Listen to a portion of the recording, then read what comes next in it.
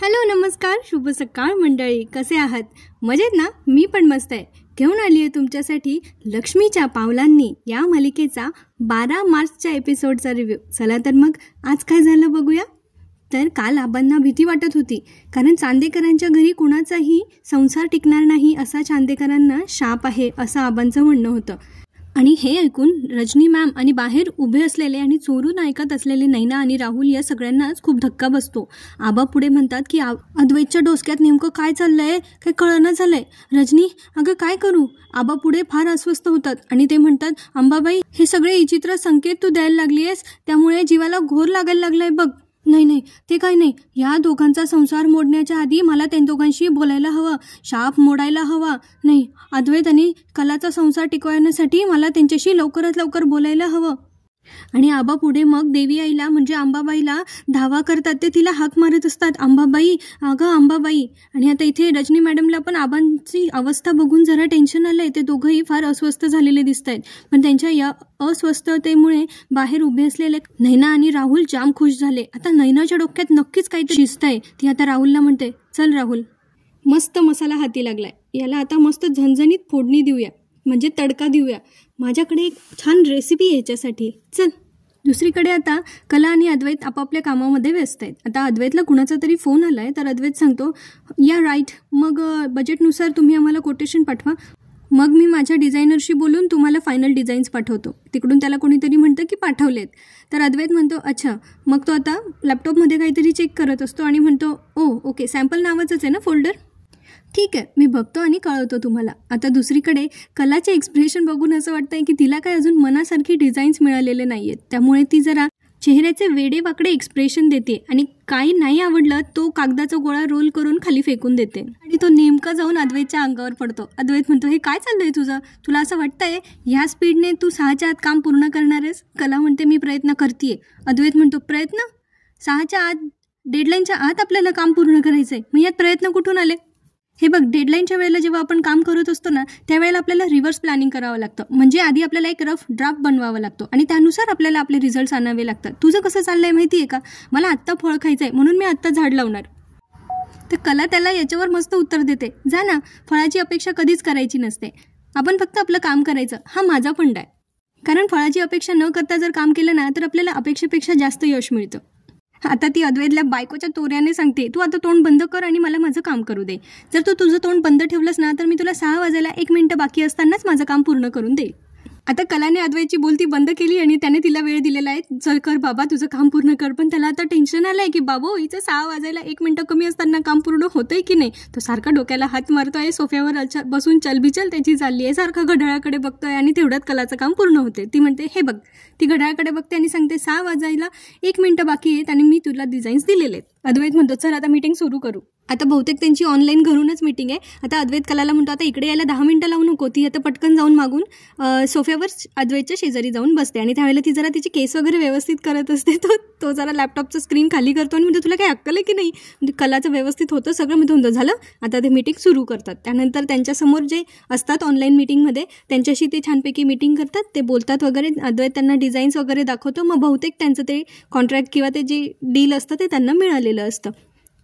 आणि मग कला जाम खुश होते आणि ती एकदम उडी मारते, ये आपण करून दाखवलं. आणि ती आता हायफाय करायला जाते अद्वैतला. त्याला कळत नाही हे काय करते. ती म्हणते, अरे, आणि असं म्हणून ते दोघं एकमेकांना टाळी देतात. म्हणजे कला त्याच्याकडून ते करून घेते. कलासारखा बालिशपणा त्याला जमत नसला तरी त्याला आनंद पात्र झाला आहे. तो म्हणतो, येस, अकाउंट आपले क्लोज आहेत, बजेट डन आहे आणि आता लॉन्चिंग डेटसुद्धा त्यांची फायनल झालेली आहे. Yes, we have done it. असं अद्वैत आता तो पण खुश होत असतो आणि तो म्हणतो, 3 cheers फॉर अस. पण तेवढ्यात कलाला काहीतरी सुचतं आणि ती जाऊन त्या बोर्डवर लिहून येते समान तिच्या कॉलममध्ये. आणि अद्वैत नंतर तिकडे येतो आणि मग म्हणतो, खरं तर हा मुद्दा तुझ्या विरोधात जाऊ शकतो. ती म्हणते, म्हणजे कसं? तर तो म्हणतो, हे बघ, तू पण काम केलंयस पण मी पण काम केलंय. माझं काम कसं परफेक्ट आहे आणि तू बघ किती किऑस करून ठेवलाय, किती पसारा करून ठेवलाय. तुझं सगळं ऐनवेळी असतं, तुझ्यामुळे इतरांना त्रास होतो. असे किती सारी बडबड तो आता कलाला करून घेत असतो. आणि त्याच्या खाली अजून वेगळा एक पॉईंट काहीतरी त्याच्या भिन्नतेमध्ये ॲड करतो आणि कलेला सांगतो, हे बघ, माझ्याकडे आजची अख्खी रात्र आहे, हा कॉलम मी तुला पूर्ण भरून दाखवेल. कला पण म्हणते, मी पण काही बघत नाही बसणार आहे, मी पण माझी बाजू पूर्ण भरून दाखवते की नाही बघ. त्यांनी बोर्डवर लिहिलेले पॉईंट काय होते माहिती आहे? कलेने लिहिलं होतं की वेळेत काम पूर्ण करायला आवडतं ही त्यांच्यातली समानता, आणि अद्वैतने लिहिलं होतं की खरे गडबड गोंधळ करत सगळी कामं पूर्ण करते. म्हणजे त्याने तोही पॉईंट आता तिच्या अगेन्स्ट वापरला आहे. आता पुढे नैना आणि राहुल हे येतात रोहिणी मॅमकडे. आता त्यांची काय खिचडी दिसते ते बघूया. नैना एकदम अशी अनाऊन्समेंट करत येते, खुशखबर मॉम इन लॉ, एक मोठी खुशखबर आहे. तेव्हा रोहिणी मॅम तिला सांगतात, तुझा उतू जाणारा उत्साह जरा आवर घाल त्याला आणि सांग काय झालंय. तर नैना म्हणते, अहो मॅम बातमीच तशी आहे ना. आत्ताच आबा रजनी मॅमला सांगत असताना मी आणि राहुलने ऐकलंय की कोणाचाही संसार टिकणार नाही असा शाप आहे चांदेकर घराण्याला, आणि आता आबांना ही भीती वाटते की त्यांचा हा शाप कला आणि अद्वैतच्या नात्यावर उलटू नये. रोहिणी ही बातमी ऐकून खुश होते आणि ती म्हणते, अरे वा, असा शाप आहे आणि तो थोरल्यांना लागू नये असं कसं होईल. आता हा शाप रस्ता जरी बदलणार असेल ना तरी मी त्याला आणून त्या दोघांजवळ सोडेल. आणि मग मनाशी पक्क ठरवले आता रोहिणीने की अद्वैत आणि कला ह्या शापाच्या विळख्यात जर मी तुम्हाला आणलं नाही ना तर नावाची रोहिणी नाही. आणि आता ते सगळे त्यांच्या दानवी बुद्धीला सुख देत असतात आणि हसत असतात. पुढे आता रात्र झाली आहे. कला रजनी मॅमसोबत स्वयंपाक करते आणि अद्वैत आता तिकडे सोफ्यावर बसलाय त्यांच्या इथे, आणि तो आता मनाशीच गहन विचार त्याचा चालू आहे की हा एक्सरसाइज आम्ही लवकरात लवकर पूर्ण केला ना तरच आम्हाला आमच्या नात्याची डेप्थ कळेल, आणि आमच्या नात्याची डेप्थ कळली तरच पुढे जाण्यात सेन्स आहे. आणि असं म्हणून तो आता स्वतःशीच काहीतरी विचार करायला लागलाय. कला आणि रजनी मामी स्वयंपाक करतायत. आता तेल तापलंय असं रजनी मामी कलाला सांगत असतात, पण तिचं काही लक्षच नसतं. तिचं सगळं लक्ष अद्वैतकडे आहे की तो काय विचार करत असेल. आता कला त्या गरम तेलामध्ये लसूण टाकून देते. रजनी मामींच्याही लक्षात येतं की कलाचं स्वयंपाकात लक्ष नाही आहे. इकडे आता अद्वैत पण अजून त्याच विचारात आहे की आईने जसं सांगितलंय त्याप्रमाणे आमच्या नात्याचा आता लवकरात लवकर आम्ही विचार करायला पाहिजे, आणि हे सगळं जास्त दिवस रेंगाळत ठेवायला नको. जास्त दिवस रेंगाळत ठेवलं ना तर काहीच हाती लागणार नाही आणि काहीच समजणार नाही, सगळं अवघड होऊन बसेल असा अद्वैत मनाशी विचार करतोय. तेवढ्यात तिकडे रजनी मामी येतात आणि मग त्या विचारतात अद्वैतला की अद्वैत, अरे काय झालं, तब्येत बरी नाही आहे का? नाही, तुझ्या चेहऱ्यावर काळजी दिसली म्हणून विचारलं. त्यावर अद्वैत म्हणतो की नाही काकी, सध्या डोक्यात कामाचाच विचार सुरू असतो, बाकी काही नाही. रजनी मामी म्हणतात, नाही तसं असेल तर ठीक आहे, आणि मग ते तिथून निघून जातात. नंतर तिथे कला अद्वैतसाठी पाणी घेऊन येते. ती म्हणते, हे घे. अद्वैत म्हणतो, मागितलं का मी? तर ती कला त्याला सांगत असते की तुझ्या चेहऱ्यावरून कळतंय की तुझ्या डोक्यात काय चाललंय. हे बघ, असंच वागत राहिलास तर घरचे सगळे काळजी करतील, त्यांना चिंता वाटेल तुझी. अद्वैत म्हणतो, मी लहानपणापासून या घरात राहतोय, ही सगळी माझी माणसं आहे, इथे कसं वागायचं हे तू मला नको शिकवस. आता कलाला पण राग येतो आणि ती म्हणते, हे घे, नेहमी असाच करतोस तू. आणि ती पण त्याला आता रागवून तिथून निघून जाते. अद्वैत अजूनही गोंधळलेलाच आहे. पुढे या तिकडीचं काहीतरी प्लॅन आखणं सुरू आहे. तिकडी म्हणजे राहुल त्यांच्यापासून बाजूलाच आहे, त्याला गेम खेळण्यापासूनच फुरसत मिळत नाहीये. या दोघींचंच काहीतरी चाललंय. आता रोहिणी नैनाला म्हणत असते की बघ ना, इतके वर्ष राहिलीस ना तू तिच्यासोबत, तुझी बहीण आहे ना ती, तिच्या घाणेरड्या सवयी तुला माहितीच असतील ना, तुझी बहीण काय आदर्श पुतळा नाही आहे. आणि नंतर त्या राहुलकडे बघत म्हणतात, तुझ्या नवऱ्यासारखं नको वागवा. तेव्हा नैना म्हणते, नाही मॉम इन लॉ, अगदीच तसं काही नाही आहे. कलाला आहे ना सगळीकडे मोठेपणा करायला आवडतो, नको तिथे नाक खुपसायला आवडतं, फोनवर मोठ्याने बोलायला आवडतं, आणि मग तिला आता काहीतरी प्लॅन सुचलाय. मग ती एकदम शांत होते. पुढे ती म्हणते, मॉम इन लॉ, आपण याचा उपयोग करू शकतो. कलाला आहे ना फार मोठमोठ्याने फोनवर बोलायला आवडतं. त्यावर रोहिणी मॅम म्हणतात, झालं तर मग तू एक काम कर, खाली सगळ्यांसमोर मिसेस खरेंना फोन लाव, बोलू दे ना तिला मोठमोठ्याने, मग पुढे काय करायचं ते मी बघते. सरोज वहिनीने अद्वैतला 1 महिन्याचं टार्गेट दिलंय ना, त्याला आपण 5 दिवसातच दाखवून देऊ. चला, आता यांचा प्लॅन तर सेट झालाय. डायनिंग टेबलवर येतील सगळे, तेव्हा ते प्लॅन वर्क करतील. बघूया पुढे. तुम्ही पण व्हिडिओ शेवटपर्यंत नक्की बघा. आता सगळे इकडे जेवणाची तयारी करताय. रजनी मामी आणि कला सगळ्यांची पानं वाढायला घेत आहे. अद्वैतला आबा दिसले नाही म्हणून त्याने विचारलंय, आबा? तर कला सांगत असते की आबांचं जेवण झालंय, त्यांना गोळ्या घ्यायच्या असतात ना, त्यामुळे लवकर जेवतात ते. रजनी मामी पण तेच म्हणत असतात की त्यांनी लवकर जेवलं पाहिजे असं. आता सरोज मॅम, सोहम आणि आबा हे नाही आहेत जेवायला, बाकी हे सगळे लोक जेवायला डायनिंग टेबलवर एकत्र आलेत. आता कला नेहमीप्रमाणे सगळ्यांना वाढत असते, तर नैना तिच्या हातातून तो बाऊल घेते आणि मग म्हणते की आणि मी वाढते सगळ्यांना. कलाला जरा आश्चर्य वाटतं, आज सूर्य कुठे उगवलाय, ही कशी काही कामं करायला लागली. पण मग आता नैना वाढता ना कलाशी संवाद करत असते की मम्माशी काही बोलणं झालं का गं तुझं? कला विचारते, का काय झालं? तर ती म्हणते की नाही, तुझं नेहमी बोलणं होत असतं ना, तू रोज फोन करतेस ना, आणि मला तुझ्याकडून अपडेट्स मिळून जातात म्हणून विचारलं, काही झालं का बोलणं तुझं मम्माशी? त्यावर कला म्हणते, मग करायचा ना फोन, तू फोन केलेला आवडेल त्यांना. तसं काही नाही, आठवण आली की करायचा फोन. आता कलेचं हे लेक्चर ऐकून नैनाला जरा आवडत नाही, तिला राग येत असतो. कला पण आता तिचं काम करायला लागून जाते. मग नैनाला आता प्रचंड संताप आलेला असतो याचा की सारखं हिचं काय तेच पुढे नुसतं बचा चाव चाव करत असते असं म्हणून. पण मग आता ती शांत होते आणि मग म्हणते जाऊ दे, आता आपल्याला जे करायचं आहे ना किंवा कलाकडून जे काम काढून घ्यायचं आहे ना त्याच्यावर फोकस करूया. आणि आता ती स्वतःहूनच तिच्या मम्माला म्हणजे मिसेस खरेंना फोन करते. त्यांचा फोन तिकडे वाजत असतो पण मिस्टर खरे काय उचलत नसतात. तेव्हा नैनाची मम्मा म्हणजे मिसेस खरे तिथे येतात आणि मग ते म्हणतात उचलायचा ना फोन, आणि ते बघतात की नैनाचा फोन आहे. मग त्यांना आश्चर्य वाटतं ह्या बयाने कसं काय फोन केला. मग ते म्हणतात नैनाचा फोन. म्हणजे त्यांच्या वडिलांनाही काळजी वाटते. ते म्हणते बघ काय म्हणते बघ बरं. मग ते विचारतात. आता मिसेस खरे नैनाशी बोलत असतात, नैनी कशी आहेस बाळा. तिथे समजा ठीक आहे ना, म्हणजे काही त्यांना जरा टेन्शन येतं की काही झालं तर नसेल ना, कारण कधी नव्हे ते हिने फोन केला आहे. तर नैना म्हणते नाही अगं मम्मा सहजच केला फोन, सगळं ठीक आहे, तू कशी आहेस. नैना चौकशी करते तब्येतीची म्हटल्यावर मिसेस खरे एकदम शॉकमध्ये उत्तर देतात, काय बोलायलीस. आणि इकडे नैनाचे बाबा मात्र चिंतेत असतात. ते म्हणतात काय ग संगे काय झालं. ते म्हणतात अहो नाही, ही माझ्या तब्येतीची चौकशी करायली आहे म्हणून म्हटलं, बाकी काय नाही. आता नैना म्हणते काय झालं ग मम्मा. तेव्हा त्या म्हणतात काय नाही रे बाळा, मी बरी आहे, तू कशी आहे. आता मिसेस खरे बिचारे आईच्या मायेने तिला समजवत असतात, हे बघ तुला लई चांगली माणसं गावली आहेत, सगळ्यांना जप, राहुल रावांना जप, आतेबाई बी चांगले आहेत त्यांना बी जप, सगळ्यांना जप. हे सगळं ऐकून नैना आता म्हणते आता ही दुसरी सुरू झाली की थांबायचं नावच नसतं या बायकांचं. आपल्या आईला असं कोण बोलतं, ही किती पाताळ यंत्री आहे नैना. पुढे नैना म्हणते हो सगळ्यांची काळजी घेईन, बाकी तू पण काळजी घे, बाबांची पण काळजी घे हां. मग मिसेस खरे म्हणतात आम्हाला तुमच्या पोरींचीच काळजी असते अगं, तुम्ही नीट असलात व्यवस्थित असलात की आमची काळजी मिटली. आता मध्ये रोहिणी मॅम तिला इशारा करत असतात नैनाला की दे कलाकडे फोन. आता ती बोलता आहे ना मध्येच ठसका आल्याचं नाटक करते आणि त्यातच ती कलाकडे फोन देते की कलाशी बोल. आता तिला ठसका आलाय असं सगळे समजत असतात आणि इकडे पण मिसेस खरेंनाही तसंच वाटतं. त्या मग म्हणतात अगं थांबली का गं तिची धास. तर कला म्हणते हां आई बोल. तोपर्यंत आहे ना सरोज मॅम पण डायनिंग टेबलवर येऊन बसलेल्या असतात आणि नैना पण दुसरीकडे जाऊन बसते.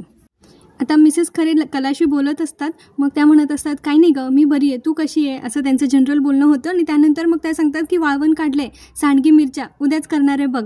तर आता कलाला ते ऐकून फार आनंद होतो. ती म्हणते अय्या सांडगी मिरच्या, आई मला का नाही सांगितलंस गं, सगळी तयारी झाली तुझी. मग मिसेस खरे म्हणतात अगं लाट्या बी करून ठेवल्या आहेत. तेव्हा ती म्हणते काय पापडाच्या लाट्या, अगं तुला माहिती आहे ना मला खूप आवडतात, माझ्यासाठी डब्यात वेगळ्या काढून ठेव, नाहीतर एक काम कर गुंड्यासोबत लगेच पाठवून दे. त्यावर मिसेस खरे म्हणतात वय तुझ्यासाठी सेपरेट डब्बा काढून ठेवलाय आणि उद्याच गुंड्याला तुला द्यायला पाठवते. तेव्हा आता कला म्हणत असते हो बरं. अगं मी आताच रजनी मामींशी बोलत होते की आई सगळ्यात भारी पापड करते, आमच्यासाठी पण पापड कर हा, आणि पोहेचे पापड पण कर. आणि ती तिथूनच ना रजनी मामींना आवाज देत असते की रजनी मॅडम आई ना पापड करणार आहे. तेव्हा आता रोहिणी आगीत तेल होतात म्हणत असते, शी किती मोठ्याने बोलते ही. त्यावर सरोज मॅम पण म्हणत असतात नाहीतर काय, कोणालाही इथे हे सगळं ऐकून घेण्यात अजिबात इंटरेस्ट नाही आहे, अद्वैतला हे ऐकून जरा वेगळं वाटत असतं. आता हा सगळा जो डाव चाललाय ना यांचा, हा सगळा अद्वैतला ऐकवण्यासाठी चाललाय की कला कशी तिच्यामध्ये दुर्गुण आहेत. आता रोहिणी म्हणत असते नाहीतर काय, आपल्या घरात असं एवढ्या मोठ्याने कोण बोलतं. आता सॉरी टू से पण एकदम अडाणी असल्यासारखी वागते ही. रोहिणीच्या या बोलण्याचा सरोज आणि अद्वैतवर परिणाम होतोय हे रोहिणीला स्पष्ट जाणवत असतं. आणि मग रोहिणी अनाशीच आधी म्हणत असते की वातीला उदबत्तीची ठिणगी लागली आहे, आता फक्त रॉकेट सुटायची वाट बघायची. आणि एकदा का हे सरोजचं रॉकेट सुटलं आणि ते जाऊन डायरेक्ट अद्वैतला भिडणार. आता ती शुअर शॉट आहे की त्यांचा हा प्लॅन वर्क करणार आहे. तेवढ्यात आता आहे ना तिकडे कला पण म्हणत असते की एवढा आवाज कशाचा येतोय, सामंतांच्या घरी काही आहे का. तेव्हा तिकडून तिला मिसेस खरे सांगत असतात की ज्योतिताई आली आहे आणि ती बाळणपण असेल ना तिचं, असं कला तिला विचारत असते. मग त्या म्हणतात हो ना, तिची लहान मुलगी पण आहे ना, ती सारखी घरातून आपल्या ह्या दारातून जाते त्या दारातून जाते आणि विचारते मम्मा कुठे, असं त्यांचं जनरल बोलणं चाललेलं असतं. त्यावर आता अजून आगीत तेल होतत आता रोहिणी मॅम म्हणत असतात की हिच्या शेजारचीच्या मुलीची मुलगी आली आहे हे सुद्धा आपल्याला कळलंय, शी किती मोठ्याने बोलते ही. आता ह्या घरात जेवताना सुद्धा शांतता नाही आहे. कला इकडे मस्त मोल आहे, तिचं तिच्या आईशी छानपैकी बोलणं चाललेलं आहे. ती म्हणते मी उद्या येऊनच जाते, बाबा कसे आहेत, मी उद्या येतेच, बाबांशी पण भेटून घेते. आता ते फोनवर त्यांचं बोलणं संपलेलं आहे. आणि आता तिची मम्मा तिला विचारते, म्हणजे कलाची मम्मा तिला विचारत असते की काय गं तिची धास थांबली का. तेव्हा कला म्हणते हो देते, तिच्याकडे देते. पण कला जेव्हा इकडे येते तेव्हा नैना तिला इशारा करते की मी नंतर बोलेन. आता फक्त ठिणगी लावून यांचं मन भरलेलं नाही आहे, त्यांना आता आगच लावायची डिरेक्टली. आता परत रोहिणी मॅम आहे ना कलाला म्हणत असतात किती मोठ्याने बोलते गं, तुला साधे बेसिक मॅनर्स नाही आहेत का? तेव्हा आता नैना पण परत म्हणते तिला आधीपासूनच फोनवर मोठ्याने बोलण्याची सवय आहे. त्यावर आता रोहिणी म्हणत असते की एवढ्या मोठ्याने कोण बोलतं फोनवर? त्यानंतर नैना म्हणते की अजून थोड्या मोठ्याने बोलली असतीस ना तर आईला डिरेक्टली ऐकू गेलं असतं. कला म्हणते मी जास्त मोठ्याने बोलली का? सॉरी, पण आता आईशी बोलताना मोजून मापून कसं बोलणार? बरोबर आहे तिचं, ती एक्साइटमेंटमध्ये बोलत होती ना. आता मग सरोज मॅम मध्ये बोलतात की काहीही सांगा, हिचं उत्तर तयारच असतं. त्यावर रोहिणी ना आता पुन्हा दोघांमधला डिफरन्स दाखवून देते की तुझ्या नवऱ्याकडून शिक जरा 4 गोष्टी. अद्वैत कसा कोणाचाही फोन आला ना तर एकदम सॉफ्ट आणि सोफिस्टिकेटेड पद्धतीने बोलतो. असं मोठ्याने बोललेलं कोणीही असलं ना त्याच्या आजूबाजू तर त्याला ते आवडत नाही, त्याची चिडचिड होते. हे सगळं ऐकून ना कला बिचारीला वाईट वाटत असतं. पुन्हा रोहिणी तिच्या दुःखात भर घालत म्हणत असते की आता तुझं लग्न झालंच आहे तर जरा 4 गोष्टी स्वतःमध्ये बदल कर ना. म्हणजे बाकी तर तुमच्यात समांतर काही नाहीच आहे, समान नाहीच आहे, पण तरी पण मॅनर्स तरी थोडेसे शिक त्याच्याकडून. कला त्यावर काहीतरी बोलायला जाते पण रोहिणी काय बोलू देत नाही. ते म्हणते नाही मग हे बघ, माझं एवढंच म्हणणं आहे की उद्या समजा तू आणि अद्वैत एखाद्या कार्यक्रमाला गेला आणि तिथे तुला मिसेस खरेंचा फोन आला तर तू एवढ्याच मोठ्याने बोलणार आहेस? एवढा मोठा बिझनेसमॅन आहे अद्वैत आणि सगळीकडे हसू होईल तुझ्या या अशा विसंगत वागण्याने. त्या विसंगत शब्दावर जास्त जोर देऊन बोलतात म्हणजे अद्वैतला कळेल आता ह्या दोघांमधला डिफरन्स आहे. आता सरोज मॅम जेवणावरून उठत असतात आणि मग म्हणतात की झालंय माझं. तेव्हा आता रोहिणीचं काही मन भरत नाही. तिला असं वाटतं मी एवढा ड्रामा क्रिएट केला आणि ही अशी काय उठून चालली आहे, नक्की हिच्या मनात काय चाललंय? तिला काही कळत नसतं. आणि सरोज मॅम आहे ना जाता जाता अद्वैतच्या कानाजवळ असं बोलून जातात की सगळं तुझ्या डोळ्यासमोर आहे, त्यामुळे नीट विचार कर. आणि त्या निघून जातात तिथून. मग कला विचार करते ह्या अशा काय बोलत होत्या याच्याशी, काय चालू असतं दोघा मायलेकांचं देव जाणे. सरोज मॅम पण सध्या आहे ना शांतीत गेम करतायत बहुतेक कलाचा. त्या असं उघड दाखवत नाही आहे की त्यांनीच ती काडी लावली आहे, पण अद्वैतच्या मनात बरोबर नको त्या वेळेला नको ती ठिणगी त्या सोडत असतात. अद्वैत पण पुढे मनातल्या मनात विचार करत असतो की सगळ्यांसमोर इतकं मोठ्याने फोनवर बोललेलं मला खरंच आवडत नाही. सगळ्यांसमोर हसंच होतं खरं तर. आणि तो पण आता जेवणाच्या ताटावरून नमस्कार करून उठून जातो. तर कला पण त्याच्याकडे बघून म्हणते आता याला काय झालं? बिचारी कला, सगळ्यांसाठी जेवण बनवलं वाढलं, तिला तर कोणी जेव म्हटलंच नाही, शिवाय हे असे ताटावरून उठून जात आहेत. मला हे असं अजिबात नाही आवडत. तुम्हाला काय वाटतं? इकडे आता काजल ऑफिसमधून म्हणजे तिच्या कॅफेमधून घरी आली आहे. त्यावेळेला ती घरी आल्याला जरा डिस्टर्ब दिसते. मिसेस खरे तिकडे जातात आणि त्या म्हणतात अगरे काजू आलीस तू, आणि त्या तिला प्यायला पाणी देतात. पण तिचं काही लक्षच नसतं आणि बहुतेक तिच्या डोळ्यात पाणी पण असतं. आणि ती सगळ्यांना सकाळी घडलेला प्रकार आठवत असते की सोहम कसा अनामिकाला कॅफेमध्ये घेऊन आला, त्यानंतर तो तिच्यावर ओरडला, त्यामुळे ते सगळं आठवून तिच्या डोळ्यात जरा पाणी आलेलं असतं. ती पाणी पण पित नाही, तिचं म्हणजे लक्षच नसतं तिच्या आईकडे. तेव्हा त्या विचारतात अगं काय झालं, कोणी काही बोललं आहे का, काही झालं आहे का तुला? तेव्हा ती म्हणते नाही, आपण ते जरा आज दिवसभर जास्त काम होतं ना कॅफेमध्ये, त्याच्यामुळे जरा दमायला झालं आहे, बाकी काही नाही. आणि ती तिच्या आईला आई म्हणून हाक मारते, जी नेहमी मिसेस खरे म्हणून हाक मारते. ही गोष्ट काय मिसेस खरेंना रुचत नाही. त्या म्हणतात नेहमी मिसेस खरे म्हणून हाक मारणारी माझी काजू आज मला आई म्हणून हाक मारते, नक्कीच काहीतरी प्रॉब्लेम आहे. आणि त्या आता मनातल्या मनात विचार करायला लागतात की काय झालं असेल असं. पुढे आता खालचं सगळं आवरून कला तिच्या बेडरूममध्ये आली आणि आल्या तिचं लक्ष गेलं आहे त्या बोर्डवर. बिचारी, तिला खालीही शांतता नाही आणि वरही शांतता नाही. अद्वैत त्या बोर्डवर काहीतरी लिहितोय. आता कला म्हणते काय करतोयस तू? तर त्याने लिहिलेलं असतं बोर्डवर की कलाला साधा म्हणजे खरेला साधा फोनवर बोलायचे पण मॅनर्स नाही, ती मोठ्याने बोलते. कला म्हणते हे काय लिहितोयस तू? तर तो म्हणतो मग तुला साधं फोनवर कसं बोलायचं हे कळत नाही? फोनवर जर बोलायचं असेल तर एक्सक्यूज मी म्हणायचं आणि बाजूला जाऊन जरा हळू आवाजात बोलायचं. तेव्हा कलाला त्याचा राग येत असतो आणि ती म्हणते अशी खुसपटं काढणार आहेस का तू?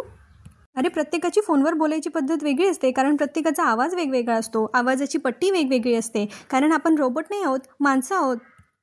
अद्वैत म्हणतो फोनवर कोणाशी बोलते, काय बोलायचं कसं ते तो काही प्रॉब्लेम नाही आहे, पण साधे हे बेसिक सेन्स आहे ना की फोनवर कसं बोलायचं आहे, असं किती मोठ्याने बोलायचं आहे. उद्या तू माझ्यासोबत एखाद्या ठिकाणी मीटिंगला वगैरे आलीस आणि तिथे असं फोनवर हे बोललीस तर कसं दिसेल ते, आणि माझे सोशल स्टेटसची वाट लागेल ते तर वेगळंच, त्यावरून मी इरिटेट होणार, मग आपल्यात भांडणं होणार, त्यापेक्षा नकोच ते.